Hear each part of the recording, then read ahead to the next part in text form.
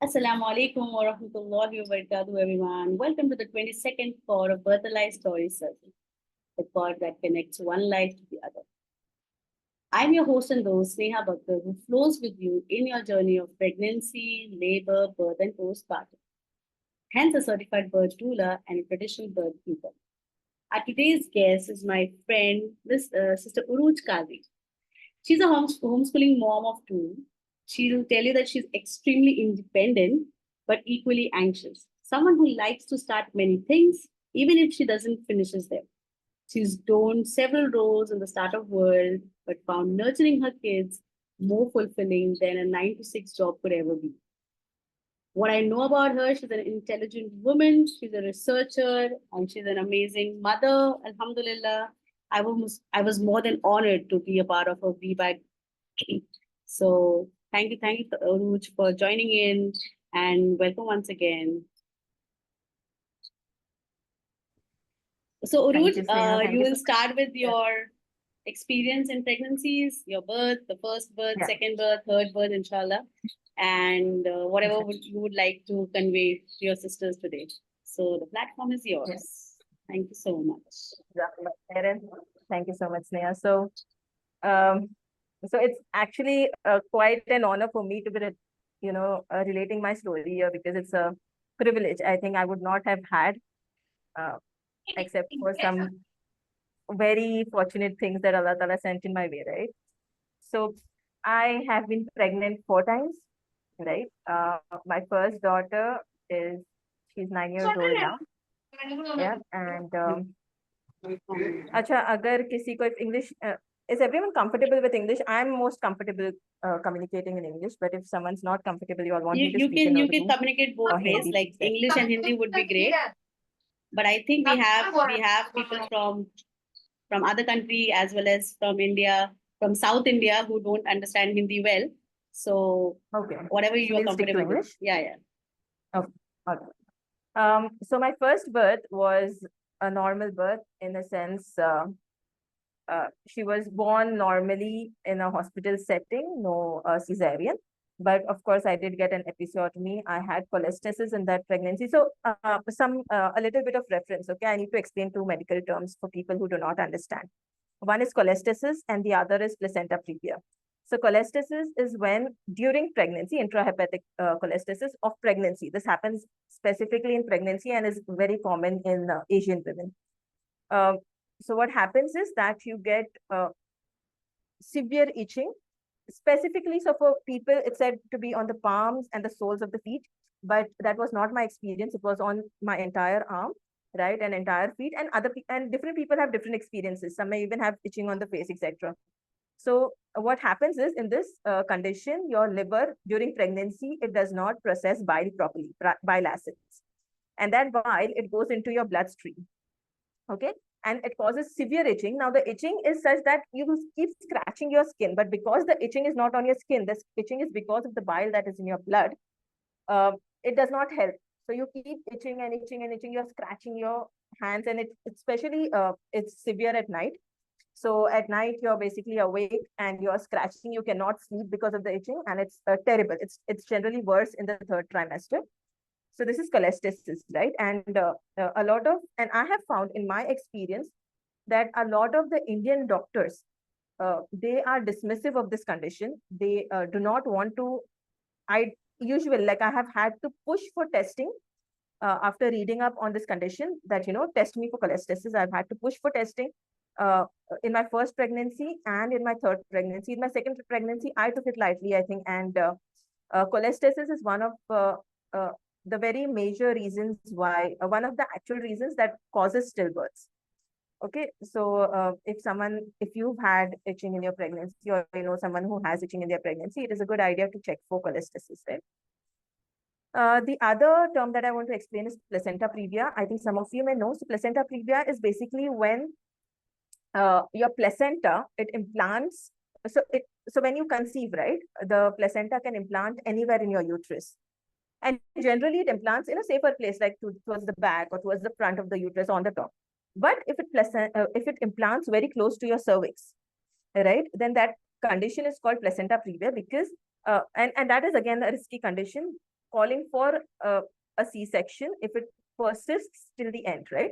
So the problem with placenta previa is that it's on top of your cervix or very close to your cervix. So it blocks the path of the baby, right? So the baby cannot come out because there's the placenta, and it's very risky for the mother because it can cause, unstoppable bleeding, and it is risky for the child as well.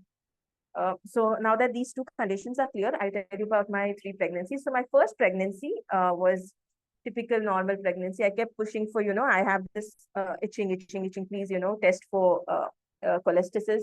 And the doctor was very dismissive. And by the time she tested it, I think I was in the 35th week. And I had high levels and I kept pushing her. And then that was when she prescribed me Urso. Urso is the medicine that you do for cholestasis. At 36 weeks and a few days, I had my bloody show. No contractions yet, but I had my bloody show. So first pregnancy, I was scared. I went to the doctor and she's like, okay, I'll just check you. And what she did was, she immediately gave me a membrane sweep. Okay, she said, I'm checking you. And she gave me a membrane sweep. And I realized what she did and I shouted and she was like, no, it's okay. Nothing will happen and etc. etc. And a baby was head down, alhamdulillah. So because of that membrane sweep, while in the clinic itself, I started to get contractions. And she said, you go get admitted. And I think this was around 6 o'clock in the evening. She came, I think, 1.5 hours later. It's already getting very good contractions, and they were all back contractions, so a lot of pain, and I couldn't sit, I couldn't lie down, I could do nothing. She came in, she gave me Pitocin, and then she's like, "Isko to itne strong contractions, she's getting such strong contractions. Why is she moving about? Take her to the labor room, okay? Take her to the OT." Took me to the labor room, and there I had to lie on the bed. I said, I cannot lie on the bed because the contractions are so strong. And they were all back contractions. So it was very painful. So before she came in, so my mother was with me and she was giving me back rubs and everything. And that was really helping me during the, strong pains. And once I went inside, there's no one to give me back rubs and all. It was really, really terrible. And she had given me Pitocin and the contractions were like back to back, very strong. At 11 o'clock, and I was totally zoning out. And at that time, and all these nurses around me, doctors sitting outside, I don't know where. And around 11 o'clock or something, so I felt the baby's head. Okay, so I said, I can feel the baby's head. I feel the need to push. So no one's listening to me. Okay, the nurses are like, no, it's your first time. How can it happen so early? It's not, you don't understand. They're not ready to listen to me. Second time again, the next contraction again, I felt, I said the same thing, they were not listening. Then I looked around and there was this one nurse who seemed a little sensible. So I told her, you know what, call the doctor. I know I feel the need and the baby needs to come out. Okay. So she says, okay. So she listens to me. She goes to call the doctor. The doctor comes. She scolds the other nurses that, the baby's right here. Karke. And what she does is she says, get the scissors. Okay. I knew she was going to give me an episode. I said, doctor, do not cut.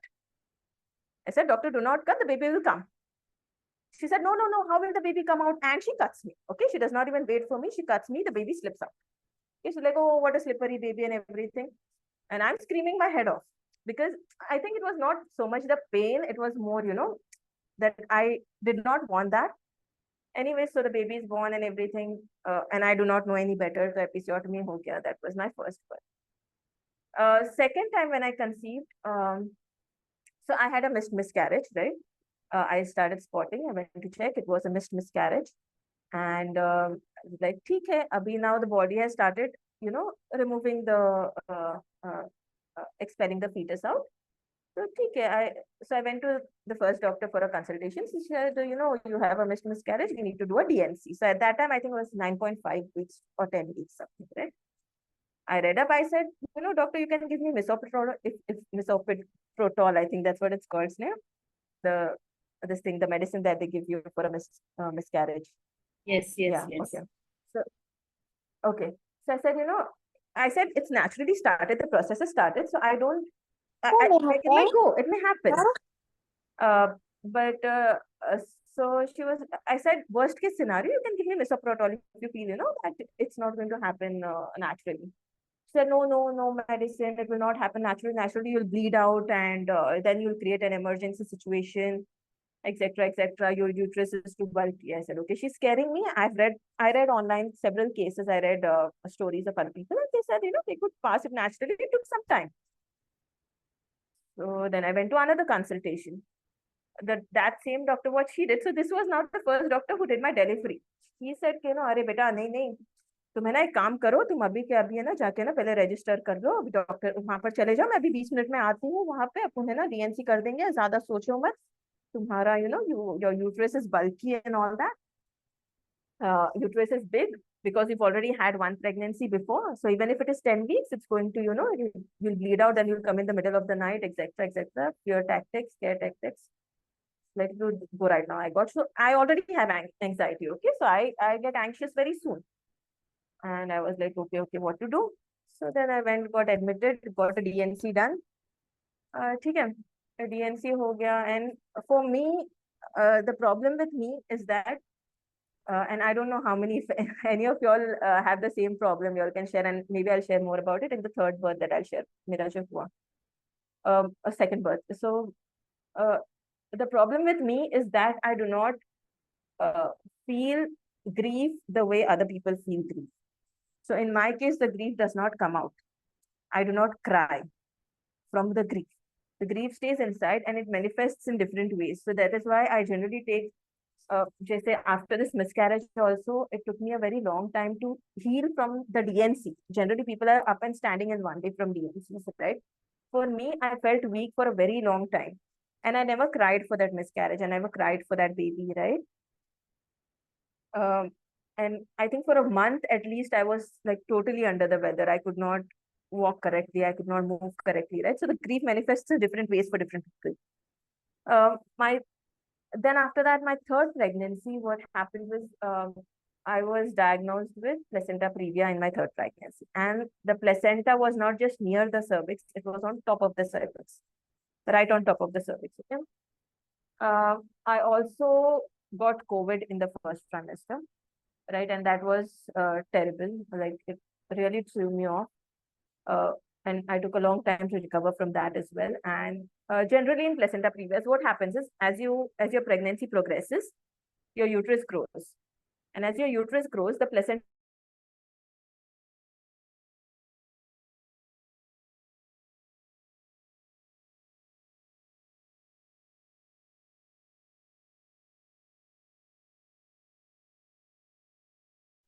Internet unstable.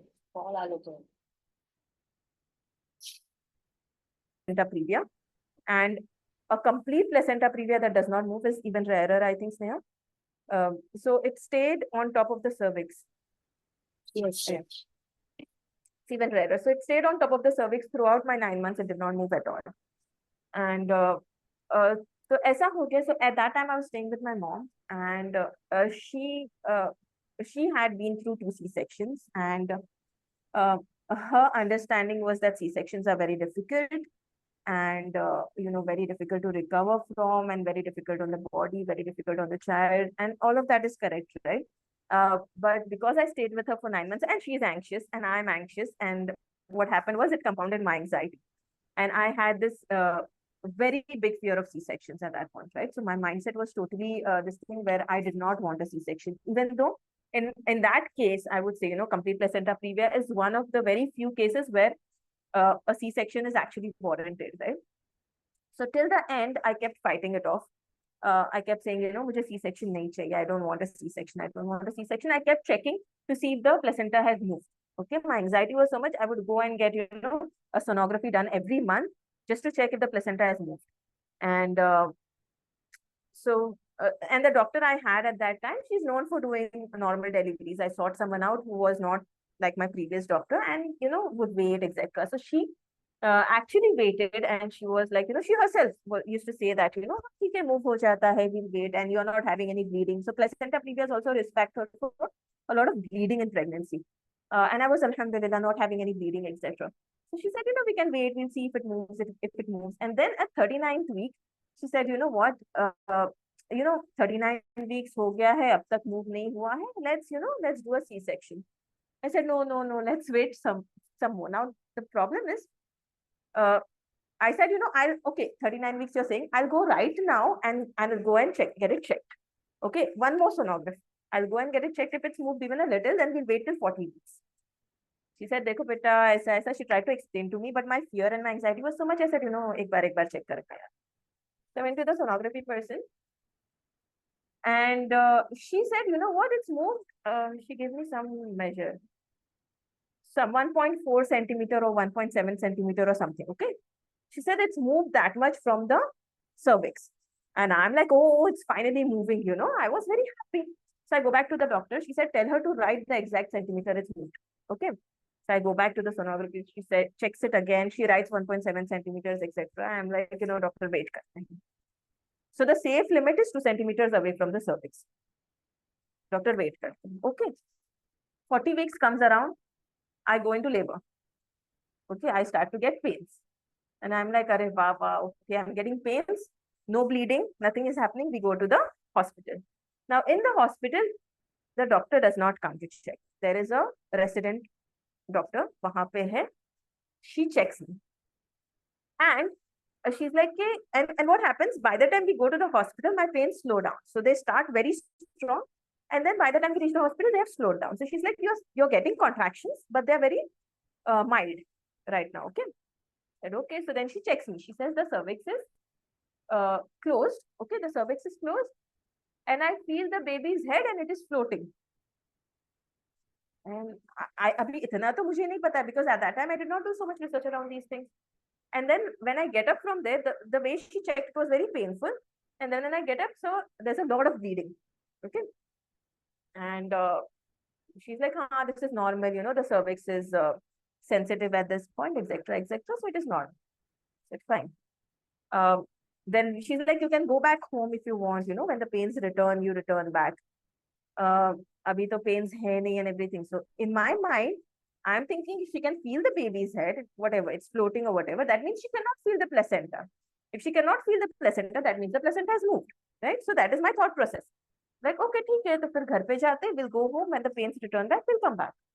So why stay in a hospital? I'm not feeling it, because the room was also like, we took the general ward and all, and there were like a lot of people, and I was not feeling that I would be able to, labor in such a. So then we go back home, and then when the pains return, that time I get वो क्या होता है water amniotic fluid with the green this thing, meconium के साथ आ गया. So I was like, अरे यार meconium भी आ गया और थोड़ा bleeding भी हो गया मुझे. So I was like, come on, we need to leave quickly, okay? Because of the bleeding, not so much of the meconium. Meconium also I was scared, but also because of the bleeding, I was like, what if now the placenta has whatever, something has happened. We rushed to the hospital, and there they are like, okay, we cannot find the heartbeat. Okay, now that's an emergency situation, right? You're supposed to react quickly. So she's checking. She's like, I cannot find the heartbeat. This is the resident doctor. She cannot operate and everything. I'm like, you call the doctor if you cannot find the bleed, this thing. Okay, my bleeding has stopped. Okay, after this, checking, cannot find heartbeat. Okay, so you call the doctor, right? 45 minutes they wasted. Okay, and then she's calling the doctor. Doctor is like, take her to the OT. Cannot find the heartbeat. They take me to the OT, and where operation vagera kare and everything. So there was a screen, but I was in and out. I think the anesthesia was a little more for my body weight, but in any case, I was in and out. I just kept asking whether the baby survived or not. They finally said, the baby did not survive. Okay? The anesthesiologist, whoever was behind me, said the baby did not survive.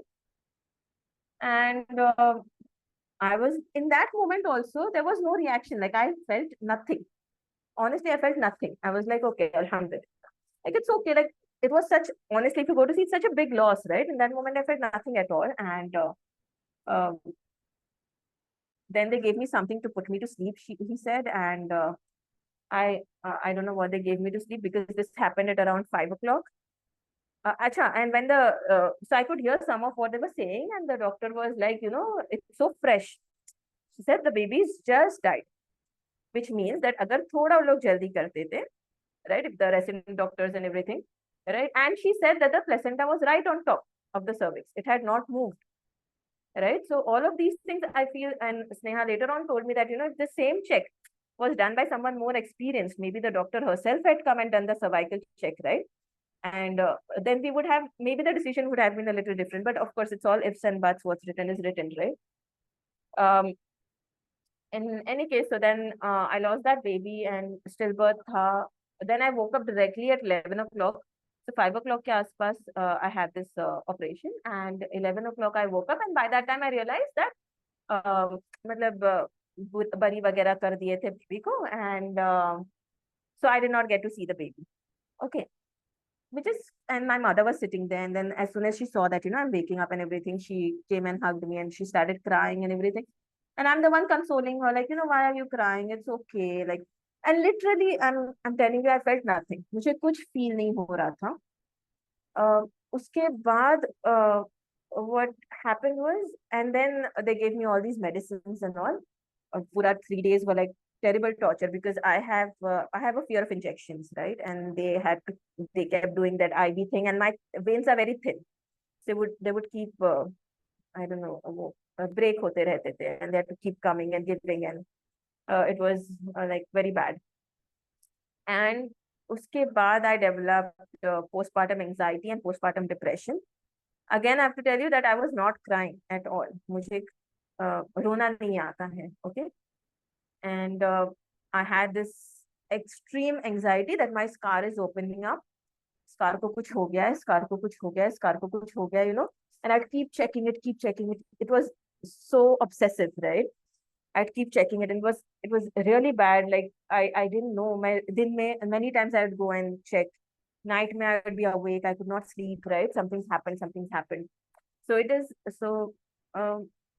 Then I went to I went back to that doctor. She was like, "What is wrong with your scar? Nothing's wrong with your scar." So they were very dismissive, right? Even postpartum anxiety and depression, these things are not very easily diagnosed in India, right? They are very dismissive of mother's concerns.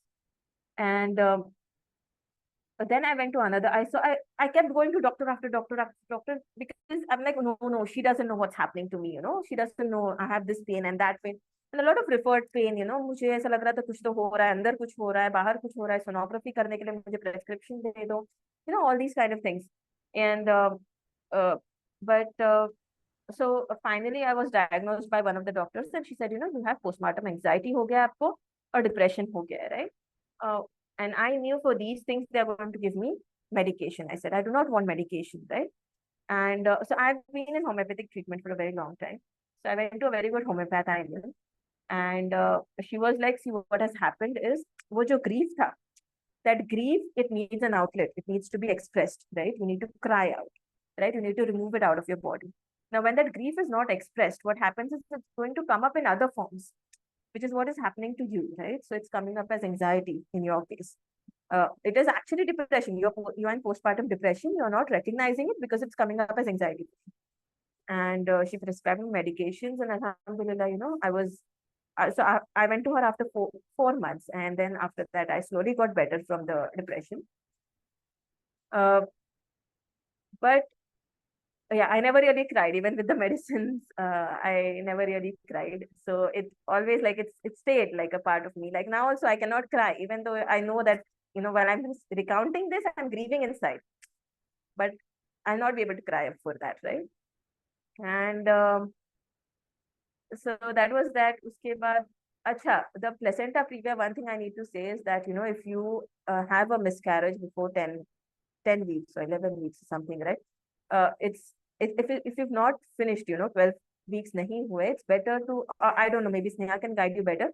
In any case, it's better to let the body pass it naturally as far as possible, because one of the major risk factors for placenta previa is a previous DNC, because they scar the tissue, right? When they remove the uterus, when they scrape the uterus, they're going to scar the tissue, and then the placenta, it binds to those inappropriate places. So you're going to have other issues also. There's placenta creta, and all of these issues also happen. Okay, so then when I fell pregnant the next time, again, mera C-section ka fear was a lot, and I knew I did not want a C-section, right? Luckily, alhamdulillah, there was no placenta previa or any other issue this time. And so I went back to so that doctor who did my C-section, she had told me, no, you come back after 2 years, and I will do a normal delivery for you. Okay. Like, okay, so I went back after 2 years to her. So 2 years हो गए थे, उसके बाद I conceived and then I went back to her. And for 5, 6 months, normal treatment was going on. And then she said, around the dates when you are going to deliver, I will not be there. So I'm on a break. And therefore, you need to find another doctor. I was like, okay. So do you refer, do you have references that I can look at? Do you know any doctor who would, support my VBAC attempt? So she said, so she gave me a couple of references. She said, go to this particular doctor. And I spoke to a few of my friends. They also said, yeah, she's good. She does normal deliveries, etc. So I go to her for consultation. And initially she's fine. She's listening to my story. She's like, okay, and everything is good. The moment I mentioned my stillbirth, it's like, yeah, we can attempt. The moment I mentioned my stillbirth, she goes, oh, but VBAC. Oh, no. See, our aim should be to have a live and healthy child. Okay, why you want to risk and everything? Risk is fine. Then she goes, but for VBAC, I have certain conditions. Then her tone and everything becomes very, like, it changes. Everything changes. Okay, she's like, for VBAC, I have some conditions. One is, अच्छा, and she's like, अच्छा, last time तुमने जिद करे थे for normal delivery, मतलब तुम इस time भी जिद करने वाले हो normal के लिए. Okay, she goes like that. She's very accusative, right? Basically blaming me for what happened last time. And she's like, so for see, if you want to do a VBAC, I have certain conditions. One is that the scar thickness should be 8 millimeter or more. Okay. The second is the weight of this baby should not be more than your previous normal delivery wala birth. Okay. Now that baby was born as 36 weeks. What is the weight going to be? Okay. She's saying usse zyada nahi hona chahiye. Then she tells me, well, you should come in labor. We should not have to induce labor for you, which was like what I wanted, right? Then she says, इतने सारे बहुत conditions दे दिए उसने मेरे को. Baby should be head down, normal cephalic position रहना चाहिए. And she said, you cannot deliver here because here there are resident doctors and everything. You will have to deliver at another hospital where the doctors are resident doctors only, but उनको मतलब थोड़ा like master students and all है. So not that she's going to be there. She's like, because those doctors are whatever. They are also students only, intern ही कर रहे वो. And that hospital was at least 2x expensive than this one. Okay. She said, it's okay, you can register at the end, but I will only, if you want a TOLAC, then you're going to deliver over there. If you want a C-section, you can deliver there. Okay, and you will be monitored the whole time, and I need you to come as soon as the pain starts. You cannot, blah, blah, blah, a lot of things. Okay, and then she says, okay, let's check the scar. She takes me to the table, and then she starts pressing so hard on the scar, and I knew that she's doing it so that I scream, okay, or I make some sound to say that it is painful. So I'm holding back my because I want a VBAC attempt, and I'm like, if she says no, then no one's going to do it. Okay, she's pressing so hard, and then finally it was so hard for me, I winced. Okay, she's like, it's paining you. It's paining you. You need to tell me immediately. So no, it's not paining. वो आपने यहाँ वहाँ some this thing I did, but it was so horrifying for me. And then बहुत pain हुआ मुझे. Scar tissue होते हैं वहाँ पे, right? Scar tissue होने वाला. They are going to pain, right? In any case, so then फिर मैं वहाँ से निकली. मैं बोली, this lady is not going to give me a proper VBAC, and she's just going to look for some reason to give. कि जरा भी pain हो गया, she's going to do a C-section. So I was like, अब क्या करूँ? So then I said, अच्छा हाँ स्नेहा तो करती है home birth मुझे नहीं करना था. Okay, because मुझे once I've had a stillbirth, I said, Baba, कुछ हो गया, people are going to catch my neck कि एक बार हुआ है, who told you to do all these big things, okay? I said, I'll ask Sneha for a VBAC friendly doctor. I called up Sneha. Sneha was at some airport at that time. She was headed somewhere. She's like, हाँ है ना VBAC doctors, क्यों नहीं home birth करो? I said, नहीं home birth नहीं करना है. I didn't want to do a home birth. You refer some doctor. She said, okay, there is one in Thane. She gives me Dr. ROE's reference. I said, okay, ठीक है. I go to meet her. She's like, हाँ, okay, yes, we can do VBAC, blah, blah, blah. I'm like, ठीक है. ठीक है, I'll have Sneha as doula. This doctor will do it. I'll have a VBAC. Okay, I'm happy again. Okay. And I'm reading all. So I was, of course, I'm happy, but at the same time, because I'm anxious, I read up about, what happens if you do VBAC. अच्छा, scar rupture होता है, ऐसा होता है, वैसा होता है. So I'm going mad. At the same time, I'm like, no, I want a VBAC, okay? Because I was reading a lot of positive stories of women, who were doing VBACs within 1 year also. So they used to fall pregnant immediately after, and then they'd go on to have a VBAC and successful VBAC. So I would read the conditions for those, what were the conditions, and the ones that actually ruptured, what were the conditions in those cases. And then I know, okay, अच्छा ठीक है, pitocin use नहीं करना है, induce नहीं करना है, कुछ interventions नहीं करना है, तो normal हो जाता है.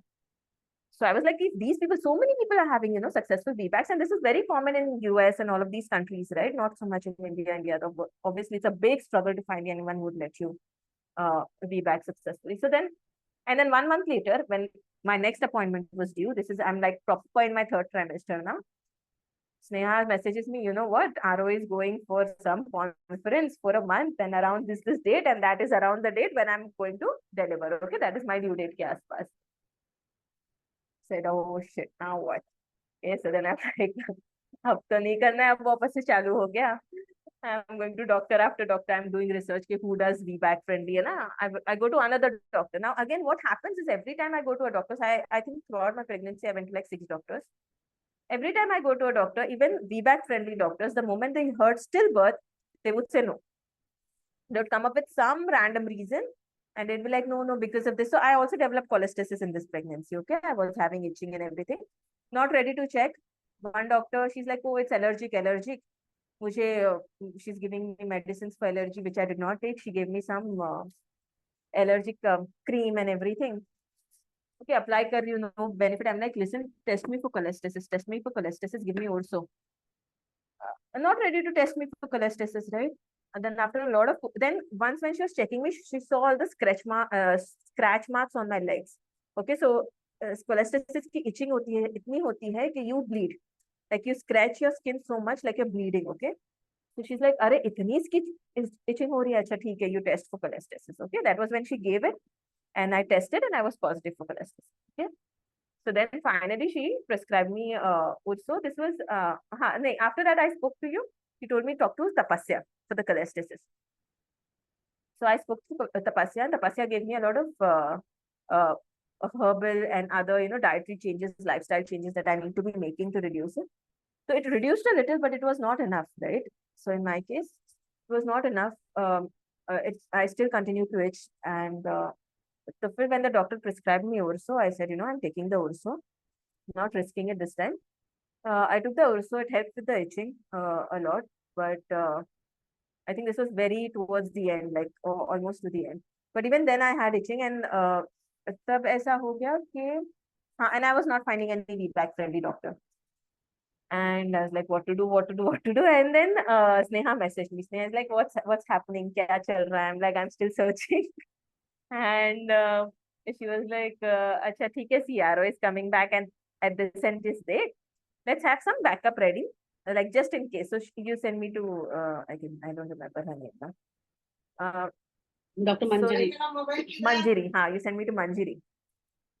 Dr. Manjari. So Dr. Manjari said, ठीक है. So Dr. Manjari, I went to her, took her consultation, she checked me and everything. And she said, so all doctors who were checking me, they were saying the baby's in a very favorable position. Okay, baby is head down, very low, and the head is fixed, which does not generally happen in second pregnancies.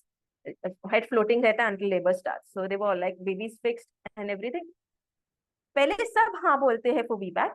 The moment they hear stillbirth, then they change their tunes. So even Manjari, when she heard stillbirth, she said, what we'll do? We'll 38 weeks, you come back in. So this was 1 week before I went to her at 37 weeks. She said, 38 weeks, you come back, we'll do a membrane sweep and your labor will start. Okay, she said, because it's very favorable, the baby is ready to come out, etc., etc. I said, why can't we wait for labor to start naturally? She said, stillbirth ho gaya hai, our aim should be live birth, live child and everything. Why you want to risk? Again, same story happened. I said, okay, I came back, I told Sneha, ऐसा हो रहा है. Sneha is like, ठीक है, उसको है ना, हम उसको है ना थोड़ा दम पे रखते हैं. We'll tell her, yes, we are coming 1 day late, 2 days late, because RO is coming back when I was exactly 39 weeks. Okay. And in my mind, so I spoke to Pooja also. So Pooja was one very amazing lady that Sneha connected me with, who had also had cholestasis in her previous pregnancy. And she had had a successful VBAC, and she guided me to a very good resource where they discussed about, कि आपके bile acid levels कितने होंगे तो आपको कब, तो कब तक आप safely deliver कर सकते हो. And with my bile acid levels, they said, it was such that I could go up to 40 weeks also, right? But in my mind, it was कि 39 weeks तक हाँ safe है, because मेरा last जो हुआ था, that stillbirth was at 40 weeks, right? So in my mind, it was like 39 weeks. Okay, yes, by 39 weeks, I need to deliver. And ROE, Dr. ROE is coming back when I was exactly 39 weeks, right? I was like, what if I get labor before that? What if I get labor after that? I cannot wait. I cannot wait. And it's like, talk to the baby, tell the baby to come at 39 weeks, etc., right? And me being me, I could not even talk to the baby. मुझसे नहीं होता था, all these things. I used to find it very cheesy. And मैं बात नहीं करती थी. बस that was Ramadan time, so I would make a lot of दुआ तो कर रही थी. And this is important, okay, but मतलब baby से बात करना, it is, मैं नहीं करती थी, but जो end में भी किया है, 39 weeks का मैंने थोड़ा थोड़ा बोला baby को, baby listen. And one important thing that, that Pooja told me and I felt was very, very crucial is that हम जब मांगते हैं, when we want something, there are a lot of our own fears that hold us back from asking for it with, conviction. And she said, if you want a VBAC, you've got to ask for it with conviction. कि चाहिए ही चाहिए. So when I was making duas also, for those who are Muslims here, when I was making duas also, I would ask for it, in a very dilly-dally way. हाँ, मुझे VBAC दे दो and all of that. But if you want it, you need to ask for it. I want a VBAC, and I started making those kind of, duas in Ramadan that, I want a VBAC. Please give me a VBAC, a safe VBAC, a healing VBAC, easy. Right. And I started making, so this was in the last 7 days or so, I made like real good duas. Now the night before, so this is, I'm turning 39 weeks. 12 o'clock, I'm turning 39 weeks, okay? I'm like, okay, now it has to, okay, start, please. 10 o'clock at that night, around 10:30, 11. I think 10:30, 11, I started to get 10:30, some pains, okay? And I messaged 10:30. I messaged Sneha, कुछ cramps आ रहे, pains आ रहे. मैं बोले, अरे practice contractions रहेंगे, हम देखते हैं, we'll see if they pick up, okay? Like, ठीक है. And I cannot sleep, not because I'm in pain. I cannot sleep because anxiety. And and I'm like, okay, ठीक है. तो ये लोग तो जाके सो गए. My husband went to sleep. My daughter went to sleep. And I'm up, okay, I'm reading what happens, VBAC, blah, blah, blah. And then the pains are picking up. So I started timing the contractions. I sent to Sneha. So it's like, okay, ठीक है. You mark where the peak is. Okay, अभी मुझे peak समझ में नहीं आ रहा, because the problem was my pains were starting with the peak. They were starting strong and then they were tapering off. So the way Sneha explained it to me is that pains start slow, then they peak and then they taper off, right? But what was happening with me was that peak and then taper off, peak and then taper off. So पहले तो आधा एक घंटा तो I did not understand what's happening. So I'm like, अच्छा मैं wrong कर रही हूँ. So I'm trying to find the peak, and the peak is actually the start.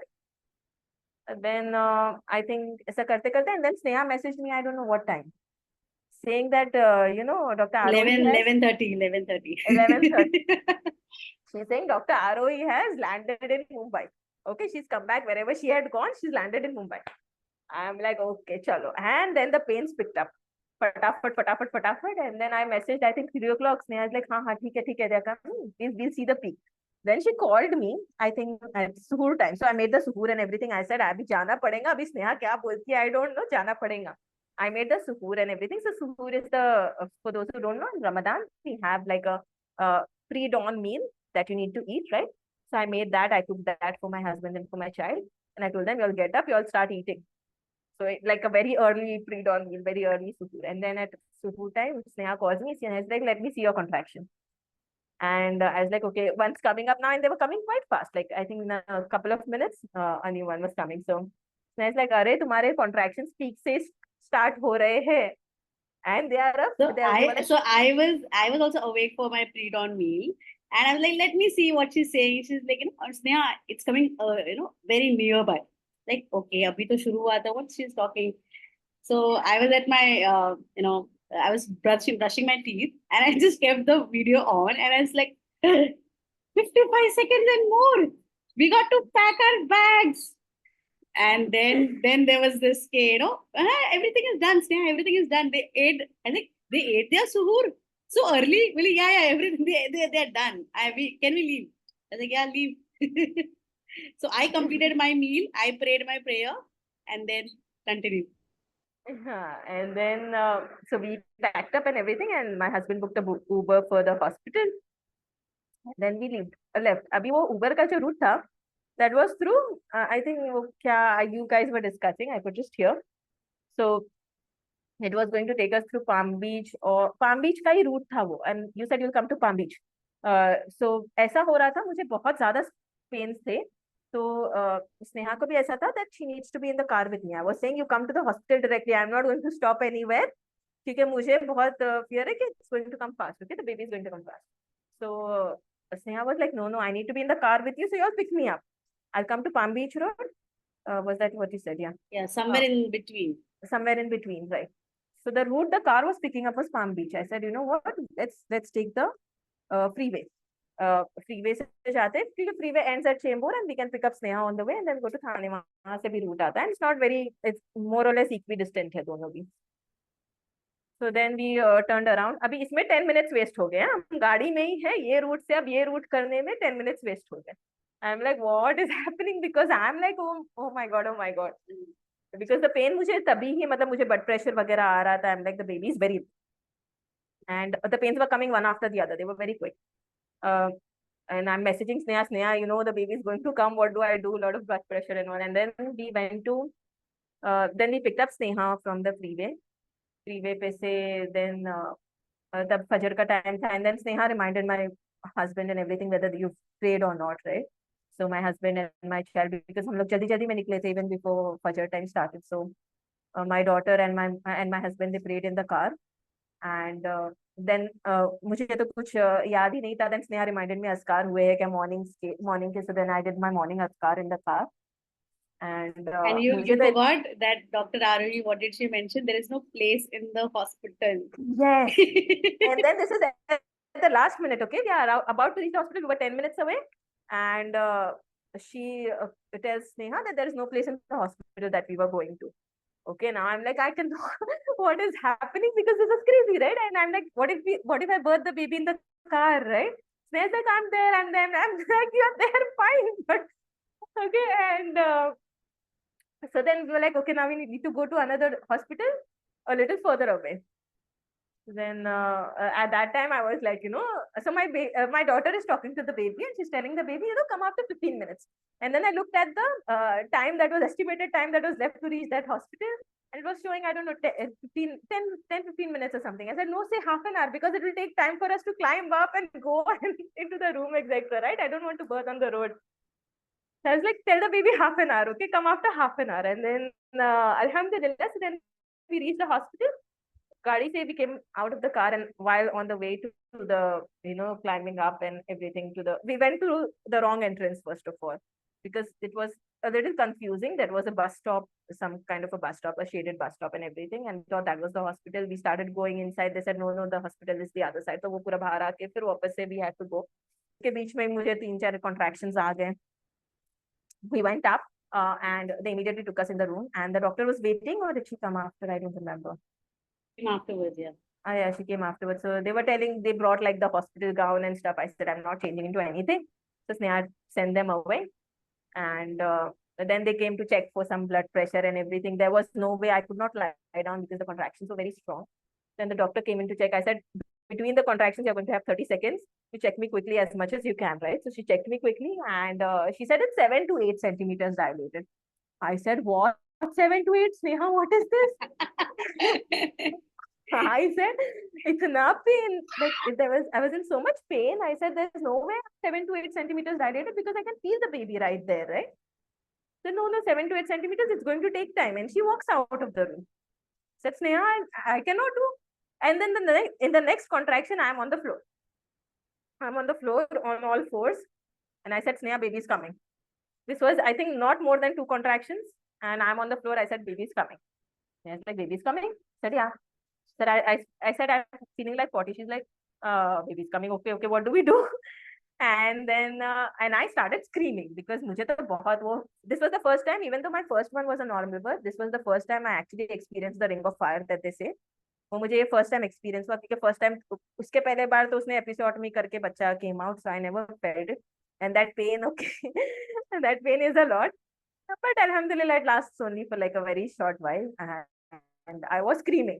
Sneha is like, you know, you breathe through it, you know, Uruj, manage your pain, don't scream. And I could not, but I had to scream. Raising the my so my brother had come at that time, right? I had called him. I had said, you know, I don't know how long it may take. So you take my daughter and you go home. You take my daughter to my mom's place. So he had come to pick up my daughter, but then I was telling Sneha, Sneha, the baby is coming. You tell them to wait for me. So she goes out, okay? To tell them to wait for me, but they had gone down to sit, I think. My brother was later telling me I could hear you from there right to the floor. He was screaming so loud. And in any case, then Sneha said, "Ke baby aa raha hai." So she went out to call the doctor. Okay. And that time the pressure was so much, the pain was so much. She gave me like a few hip what? Hip squeeze. Hip squeezes, yeah. They were like they felt very good during the contractions. Like what your final contractions jo the na, they were very painful and they felt really good. So the moment she was going out to check, she's screaming so much, no one's coming inside. No nurse is coming, my husband's not coming inside to check, the doctor's not coming inside to check. She's like, what's happening? Why are they not even bothered? So she went to check at the door and the next contraction came and I'm screaming, Sneha, hip squeeze, forget them. No, I was not going. Like, I know I can handle the birth, but the doctor was like, let's not do it in this room because this is a hospital. We'll go to the OT. So she was kind of arranging the OT. And I'm like, Arey, OT, leave the OT, you come here.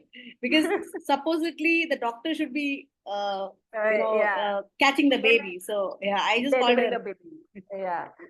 So anyway, so she calls and the doctor just comes and she just basically, the baby is almost out. She just takes the baby out kind of thing.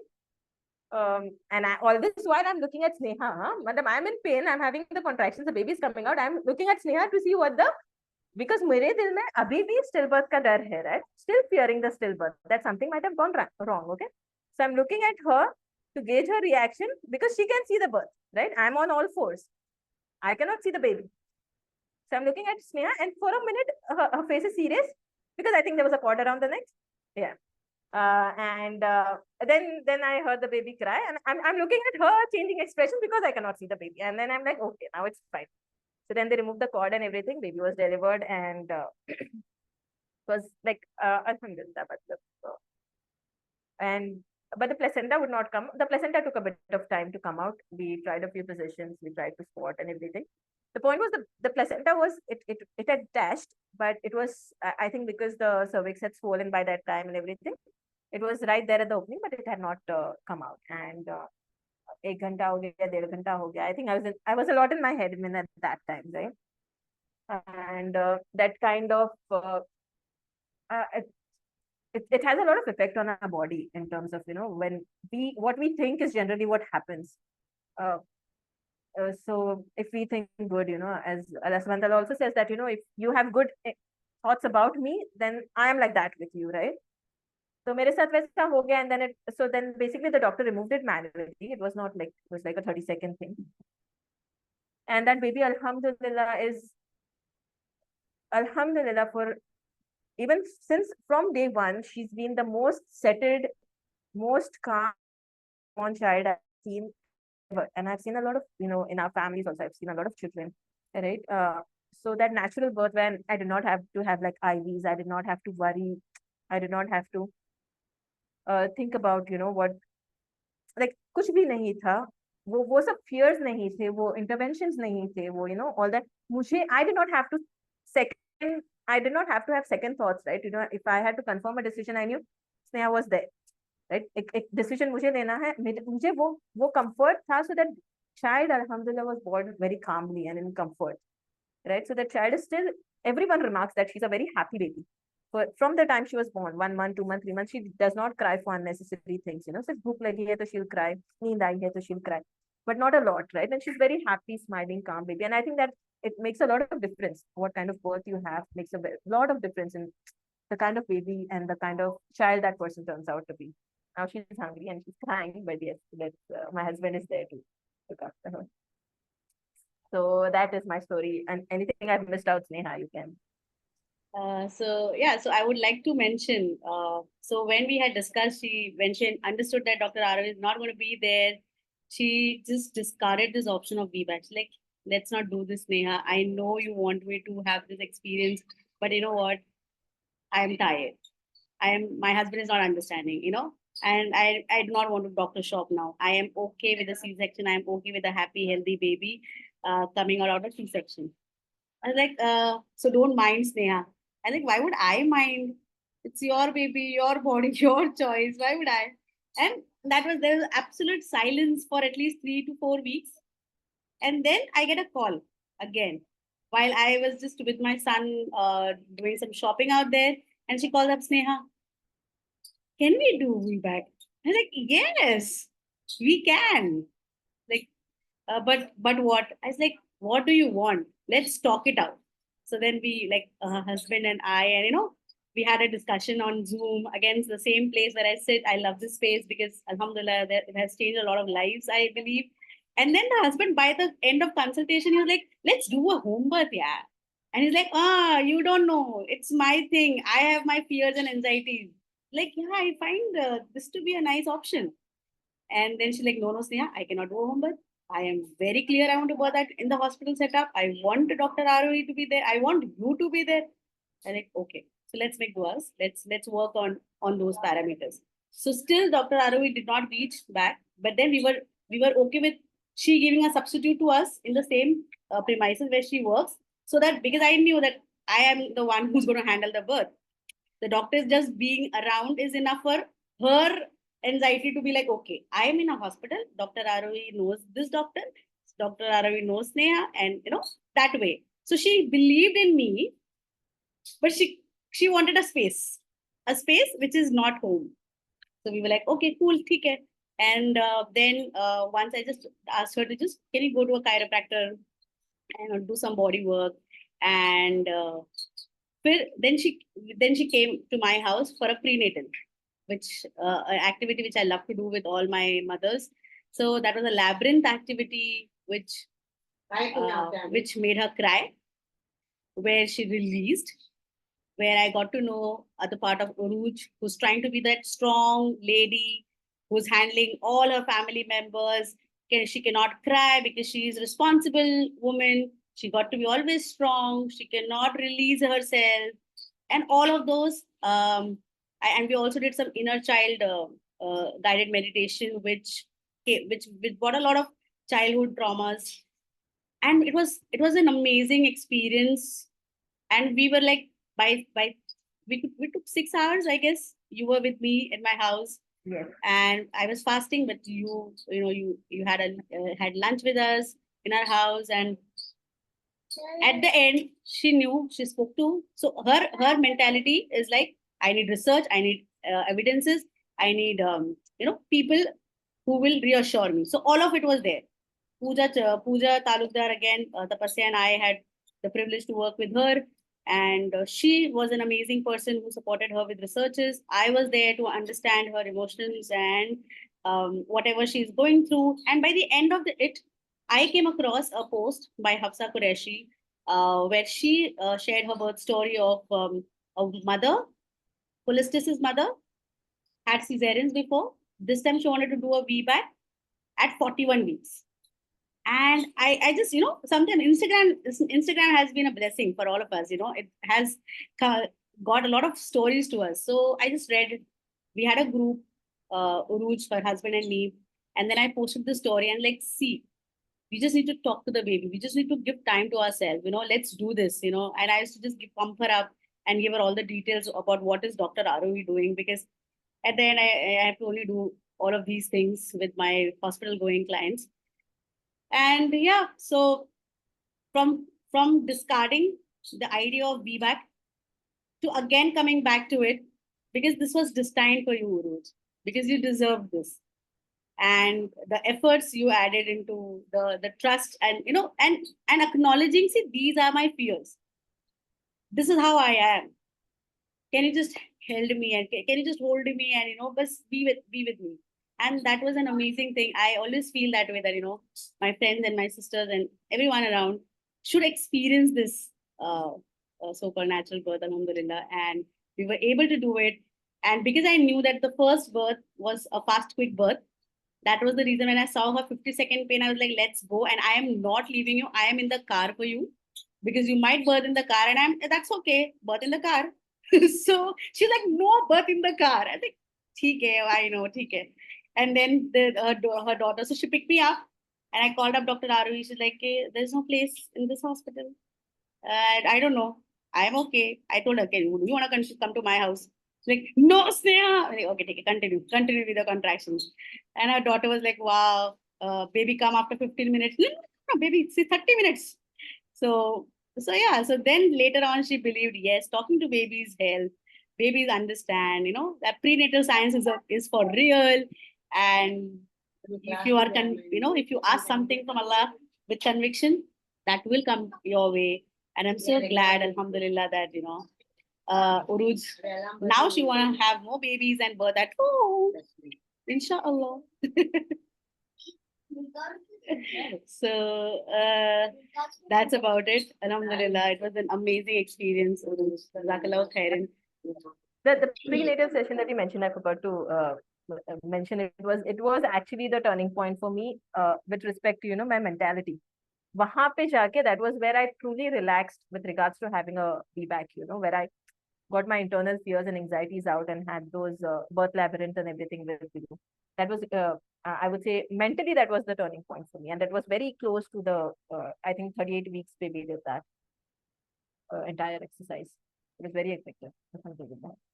So, yeah, my kids are very excited. Urooj auntie is here. So, yeah, there are questions down there. Let's see. Someone is asking, did you feel any pain in the scar of the uterus during labor so this pain? was my big fear also. This was my big fear that I'll feel pain and then, there'll be a scar rupture, etc.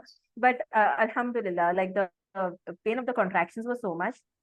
Even though during pregnancy, I felt pain in my scar. Okay, so I used to feel pain even in the last trimester and all. I used to feel pain over there. So my fear tha that the scar will rupture.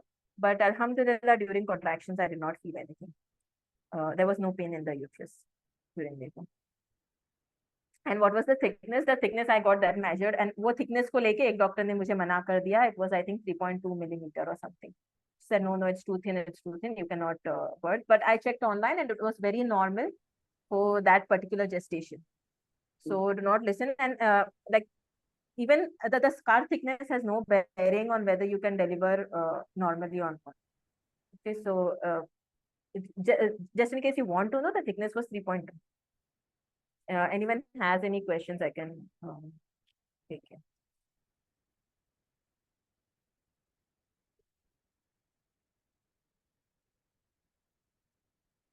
Okay. All right. Let me see. Mine both also C-section, but second one still birth. Now my third pregnancy and now my ninth running. Inshallah, wish to have normal baby. Okay. Inshallah, Allah Ta'ala make this for you, Asma. Yeah. Work on it, Asma. Have support around you. Yeah. Can I ask something? Yeah. So I had read a research paper which had said that stillbirth is not connected with the liver thing, cholestasis.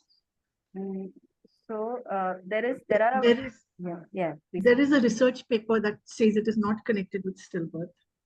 Cholestasis? Yeah. Okay, so cholestasis, so there is a group of researchers who work exclusively on ICP, and they've been studying it for a while, and it has been conclusively found that it does result in stillbirths. It depends on your levels. And which year was the study? No, so this is an ongoing study. They've been researching and studying women who have cholestasis. Okay. And while the research paper that you might have read was on a smaller range of people, so this what they have been doing is they actively seek out and they survey all women who have had cholestasis, right? And they have found that the higher the levels, so it depends on the levels of your bile acids. So for higher levels above 100 and all, right? If your levels are above 100, then the risk of stillbirth is about I think 4 in 100, right? So 4 stillbirths out of all 100 women who have cholestasis. Mhm. So that is the risk factor. It's not very high. Again, stillbirths का भी हमें जो fear दिया जाता है, it is actually not very high, right? But in Asian populations, cholestasis is very common. And it is dismissed. That is why ये जो अपने stillbirths होते हैं. So for my stillbirth, the doctor had no reason. She said पता नहीं क्यों हुआ, right? Because it was not previa था, ठीक है. But she was like, there was a tiny placental abruption, but that also stopped. My bleeding stopped. So that was also not a reason. She said there was a cord around the neck. But the cord around the neck, it doesn't make sense because the child did not even come out. Like the cord did nothing, right? So there was no reason to explain. So ये जो reasons नहीं होते, generally there is something, ना, मतलब, right? So this is, as I said, is dismissed now. Second pregnancy may be itching too. But because it was not as severe as the first one, I did not get it checked. Right? And that pregnancy went up to 40 weeks. So we never know. But at the same time, these are some specific factors that are known to be risk factors for stillbirths. Right. Thank you. Okay. And where is this ongoing study happening? Yeah, so there's this group called ICP support group on Facebook. You can find it. So it was started by a woman who lost her child to cholestasis, right? And she's had cholestasis in all of her pregnancies. And so they continuously do research around this, and they share guidelines around if your levels are so and so, what is the latest guideline on how long can you go in your pregnancy and when you should ideally deliver. So for very high pregnancies, it is in India, of course, it's not so much. So the doctors who do know about cholestasis and follow these guidelines, they say, 37 weeks you have to deliver, irrespective of what your levels are.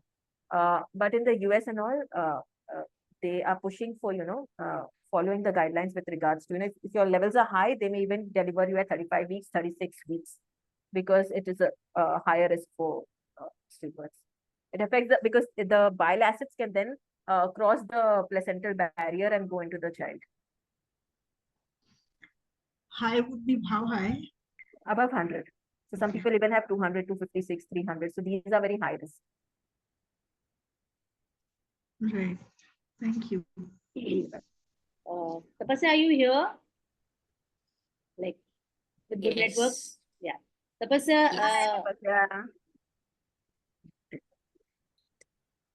Sorry, continue. Yeah, you were asking. so Tapasya, would you like to give another perspective, which I have always found in women with ICP and their traumas and their griefs and their sorrows, which they are not letting it go, and then the pregnancy is getting it.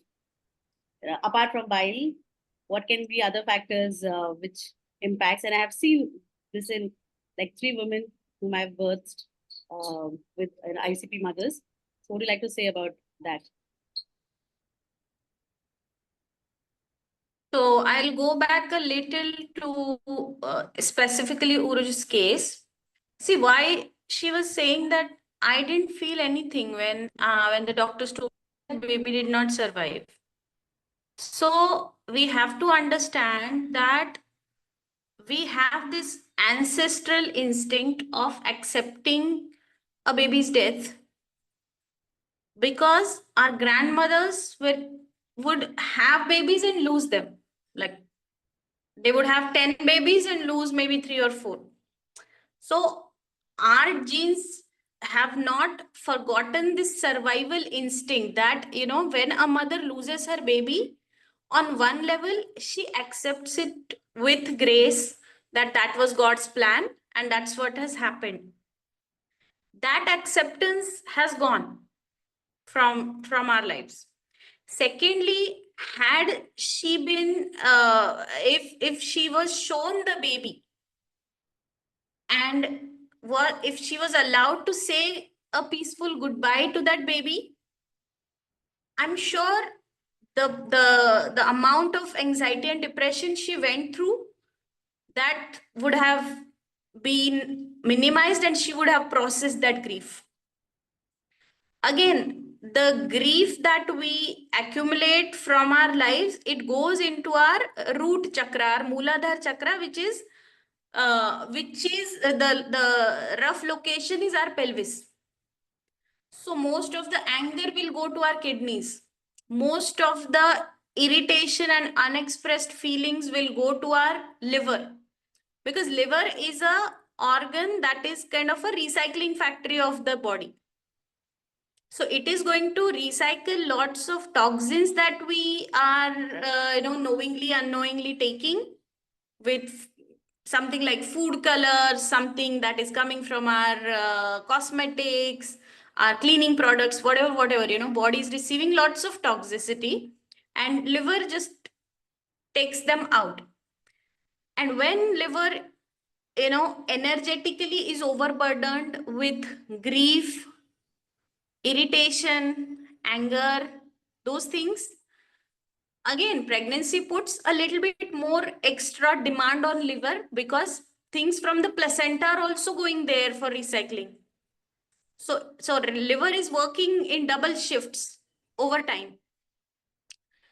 And if it is paired with things like unexpressed feelings and anger, no matter how much you improve on your diet, you still are going to have a little bit of cholestasis in pregnancy.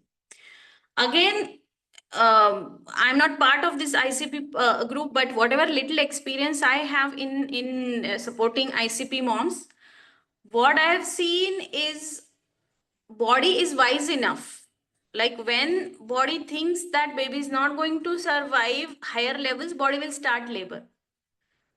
So ICP mothers, very, very rarely they go beyond 40 weeks.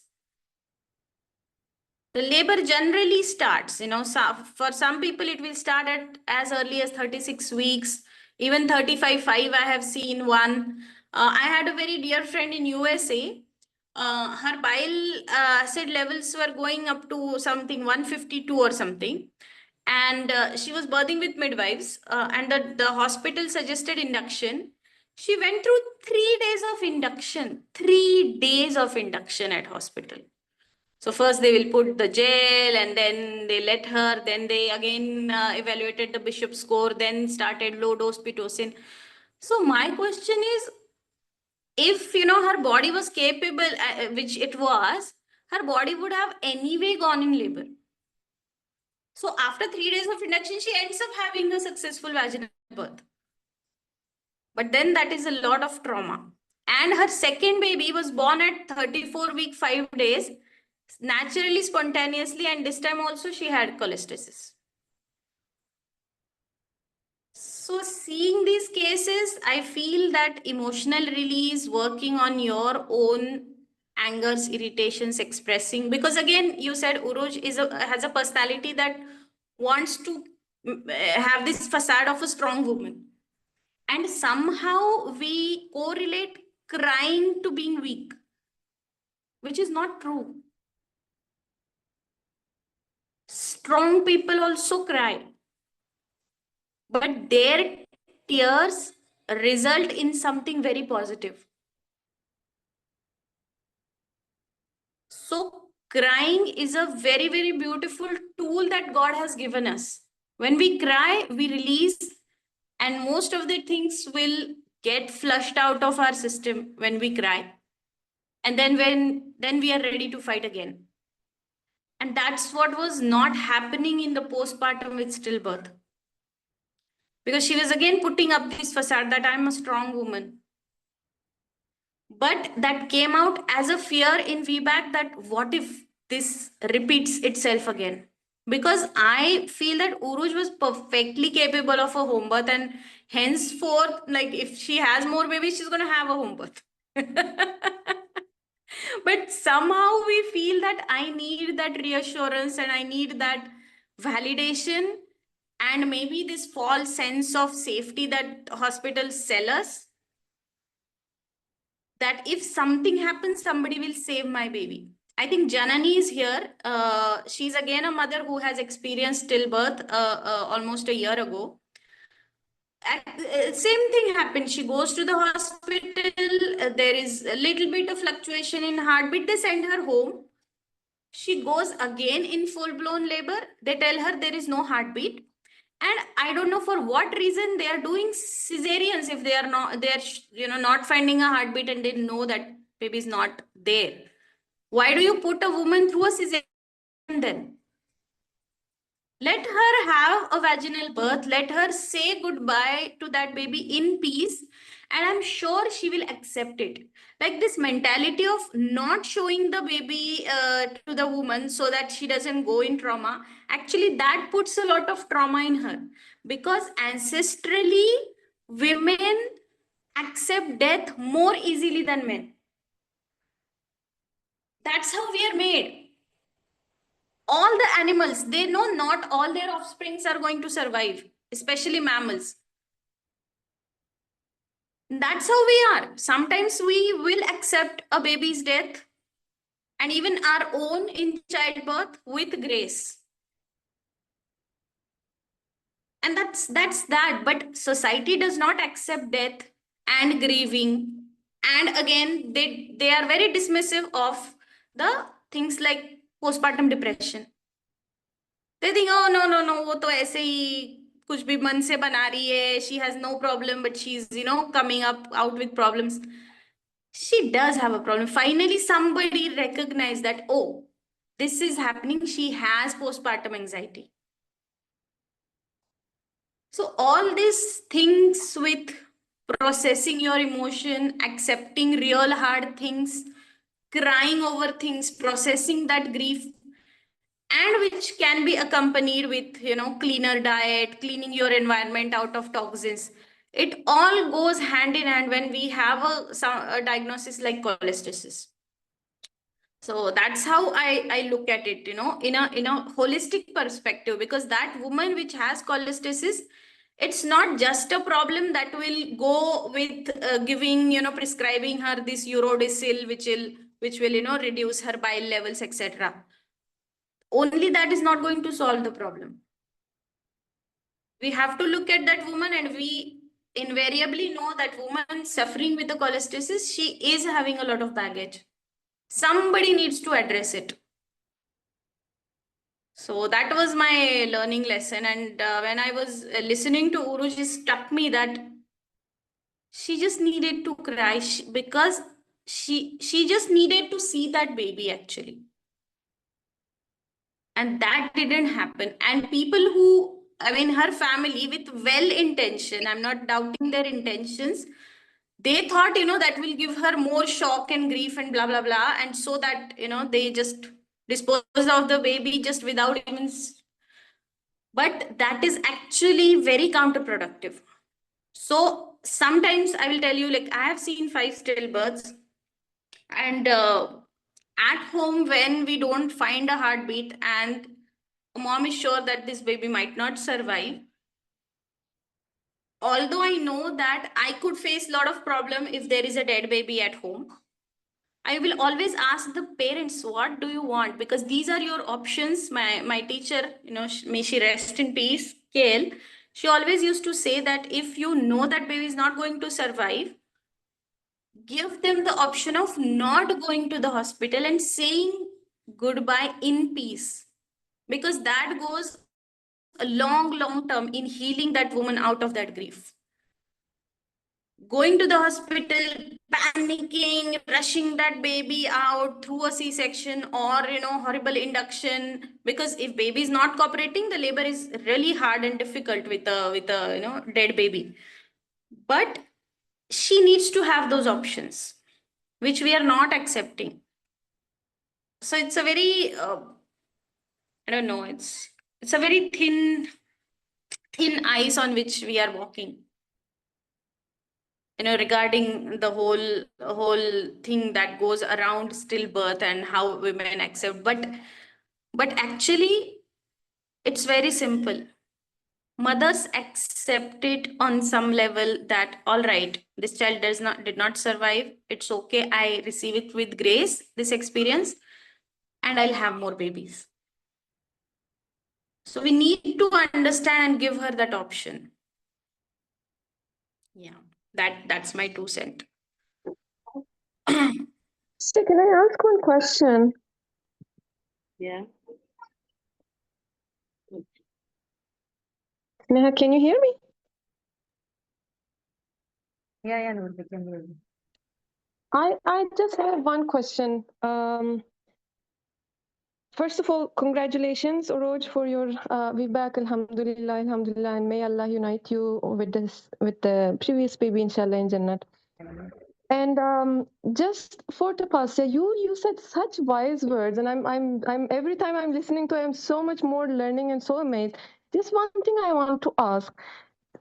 In the clinic, I'm volunteering in some clinic, and sometimes I'm keep on hearing these stillbirth stories, and the doctor there is, of course, the same thing. Like they are directly recommending cesarean because the way how she explains that there are 3P of the labor, the passenger, the passage, and the powers. So if the passenger doesn't exist anymore, so the passenger cannot do the cardinal movement, so that it's impossible vaginally to come. But again, I'm also listening very recently. Again, I listened some other VBAC with a stillbirth mom, and I am clinically so much confused that I can clearly, realistically see that it does happen, but also clinically they are saying that like no, like the 1P is missing, so cesarean is a must. There's no way this baby will come out. So what is your experience, or what do you say on this? See, I have seen 5 stillbirths all coming out vaginally. I have seen one stillbirth at 44 week with a 4.5 kilo baby coming out vaginally. Again, let's go back to the basics. Doctors are told that women cannot move, they have to push on their backs. A dead baby will not come out like that. Woman needs to move. She needs to do everything that that she has to do to get that baby out. Because 1P is missing, other 2Ps will make up for it. And the woman's resilience. Because once she knows that this baby is no more, you believe me or not, 99% of the women will say, all right, it's okay. What is my option? Can I get a vaginal birth and not go through cesarean? Because going through a cesarean and recovering from it with a dead baby is the most horrible thing you can experience on this planet.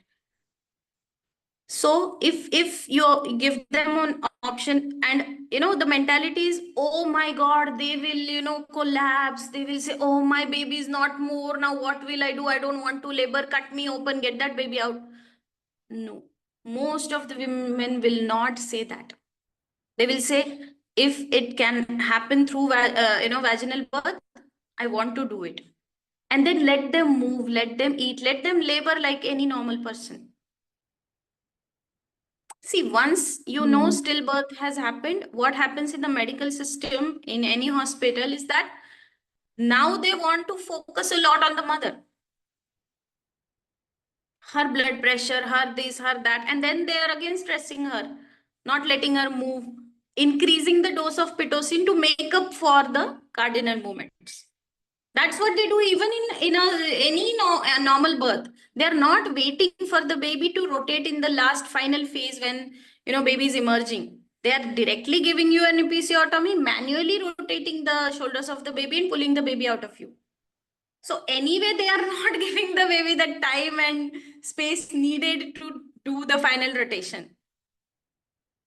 So, and in stillbirth, where you know that baby is not going to be an active participant, the other two make up for it.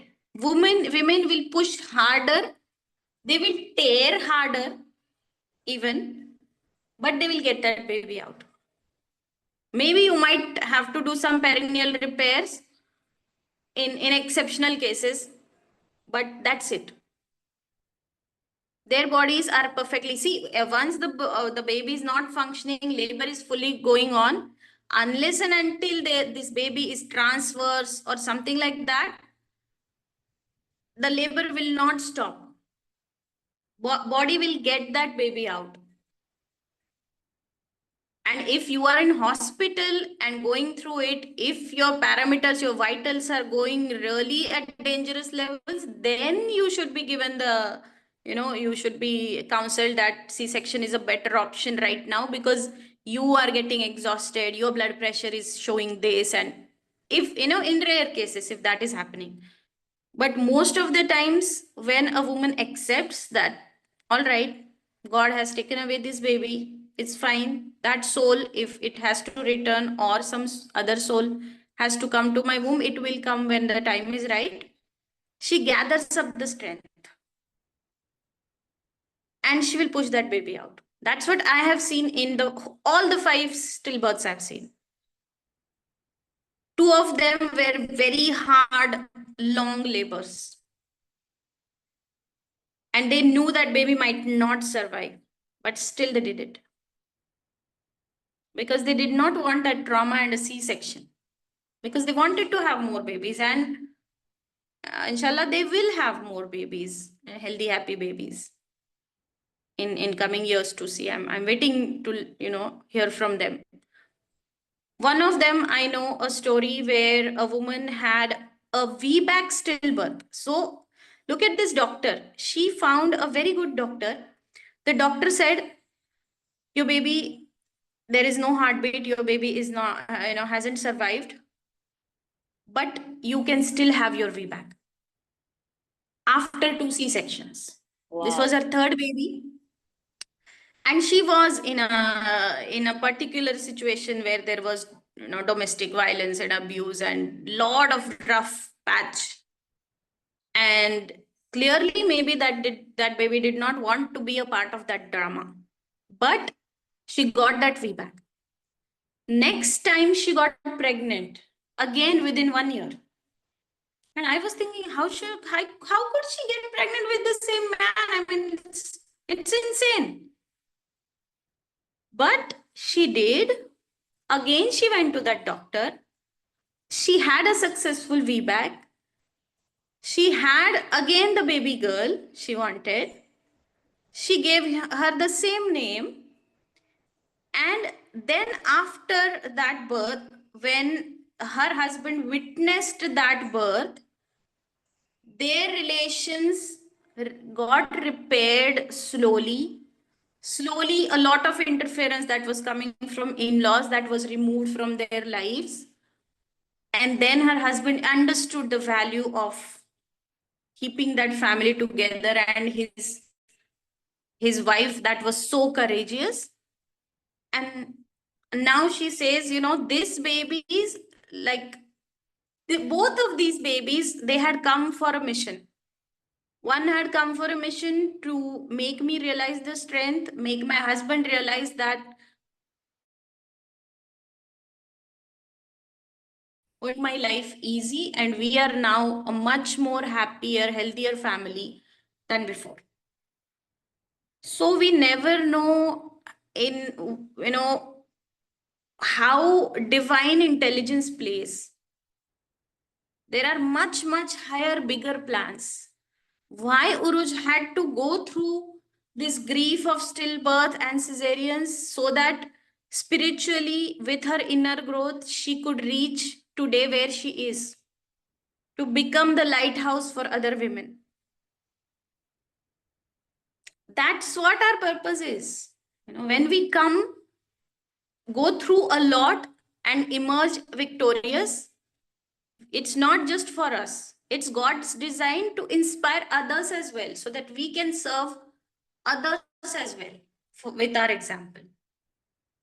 And when we are in grief, when something like a stillbirth happens, we always blame ourselves and we blame God. Why did you do this with me? But God is just silently smiling and saying there is much more growth for you in coming years, for which you are going to thank me. So, it's, I don't know. That's how I take it.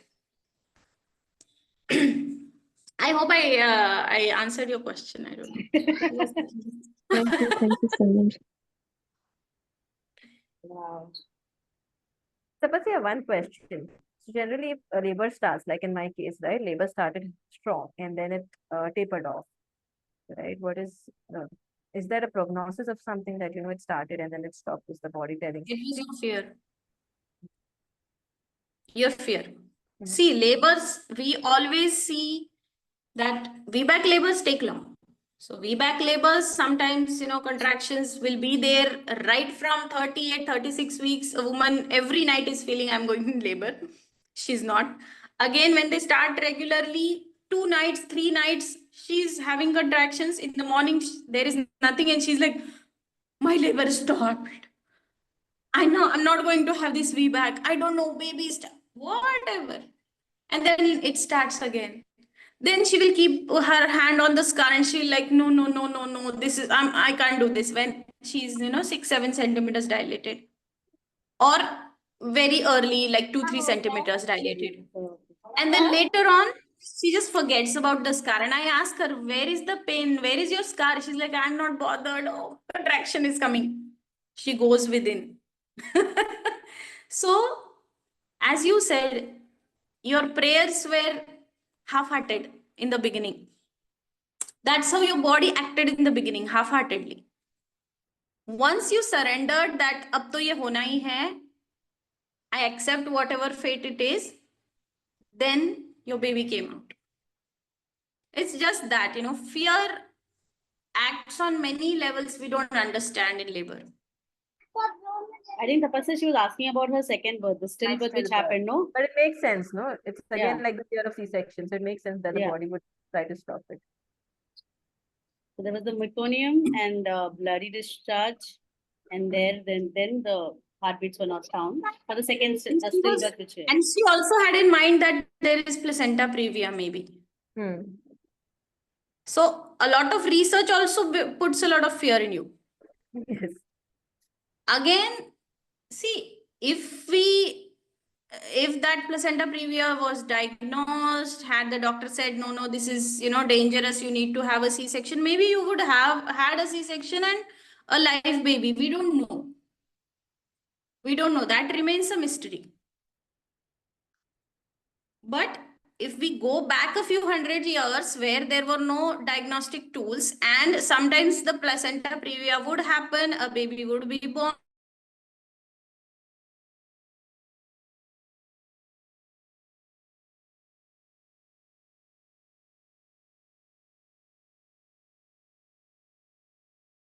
Bethesda. So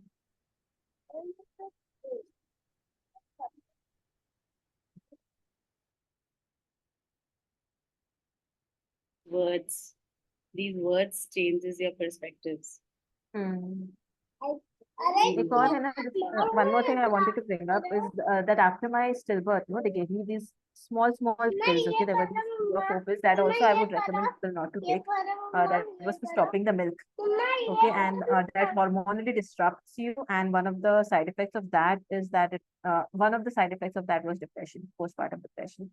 They were very tiny pills, and it's very, very potent in disrupting your hormones. Sorry. Suddenly my lights got switched off. So switched on to my data. Anyway, so we don't know if what would be the outcomes, but again, we have to go back to the times where not these much medical help was available. What would our grandma do? She would just have that baby, say goodbye, and prepare for the next. That's how nature works. All it has changed because we have, we are living differently than our ancestors. But birth, death, those are going to happen as destined. We do whatever about it. Yeah, and also like the protocol which they did after the stillbirth, they gave her some medication and she slept. And that's so common that, giving antidepressant or just giving them to sleep and things are all off.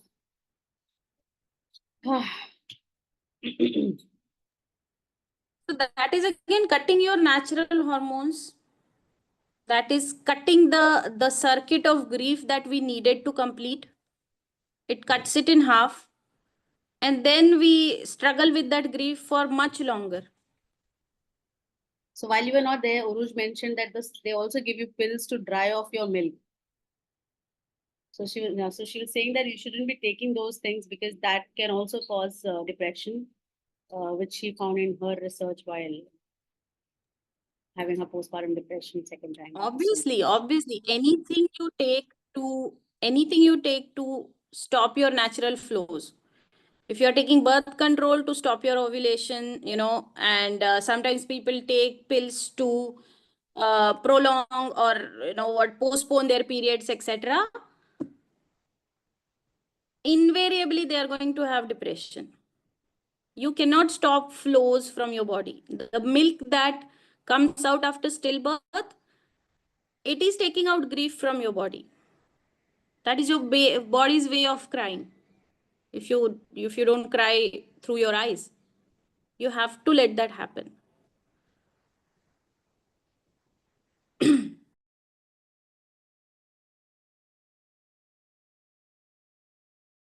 Janani had shared a lot of things about her experience as well. And while you were there to support. So a lot of stillbirth mothers today here. So thank you so much everyone for joining in. Janani, soon you'll have another baby, inshallah.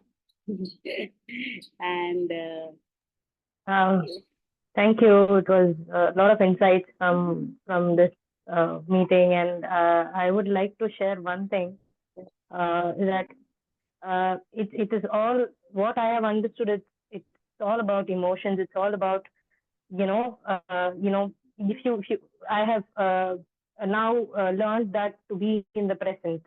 That is very important for whatever disease, whatever this thing. I had diabetes. Okay, throughout the pregnancy, even before that, like not the maternal thing, but then I had it even before that. So everything is about my anxiety and fear and all of that. That has literally kept my adrenaline rush, adrenaline, to save. I was on my survival mode the entire life, you can say, because I am a C-section born.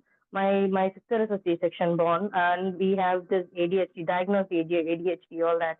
So throughout my life, it was a suffering, wherever I am now, right now, it took a lot for me to reach this place, though I'm a teacher, okay, but then it takes a lot for me to be consistent, to do all the chores and work and all of that. So despite all that, I could conceive, and all this happened. I think because of your emotional imbalance, or you do not get that emotional support at the right time. I think it's very important to live in the present. That is the only thing that can save you. And I'm now out of diabetes without any medicine or anything, just by living in the present and not thinking about anything else. That is very, very important, and that's what it means to surrender. yeah. Thank you, everyone. Thank you so much, Janani. Wow. So once again, thank you so much, Urooj, for joining in, and Tapasya for giving all your wise women wisdom to us. Alhamdulillah. And everyone joining in, thank you so much. We had quite a lot of us today, this story. Alhamdulillah. Thank you for the hearts, Urooj. So keep sharing. Like for me, I had some amazing births these 2 weeks. And only what kept me going was stories. I'm truly taking that line from my teacher Tapasya, that stories are medicines, and alhamdulillah, that's how we are healing and contributing towards birthing, alhamdulillah. So let's keep sharing, inshallah. Thank you so much, everyone. Bye. See you next story. Thank you. Thank you.